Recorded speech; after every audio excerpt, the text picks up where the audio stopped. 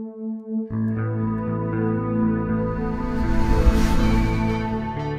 the Second World War.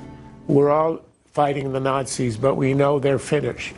And a lot of the maneuvering in that last year was between us and the Soviet side for what it would look like after the Nazis were finished. Right now, ISIS, which is the main enemy, is about to be driven out of Mosul, which will mean that Iraq has been cleared of them. And what's going on now is the encircling of Raqqah. Their last stronghold, they're based in Syria. Within 6 months, probably a year, both of them will be gone. And everybody knows that. So what's going on right now in Syria is the maneuvering. The Iranians want to inherit the territory that's going to be lost by ISIS.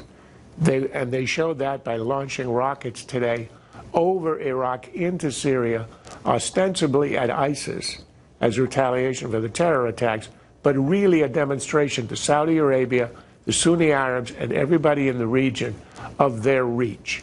The Iranian objective is to inherit the territory of ISIS, which gives them control of the entire northern part of the Middle East, from Iran through Iraq, through Syria to the Mediterranean.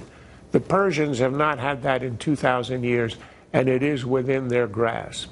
So the Russians, the Iranians, the Syrian regime are all on one side, and the maneuver is to make sure they get the territory that ISIS loses. Our interest is to make sure that doesn't happen.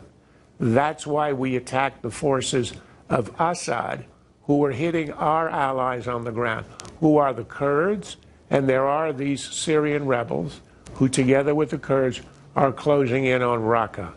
Our objective, you were asking earlier, what's our objective in the region? It is simple.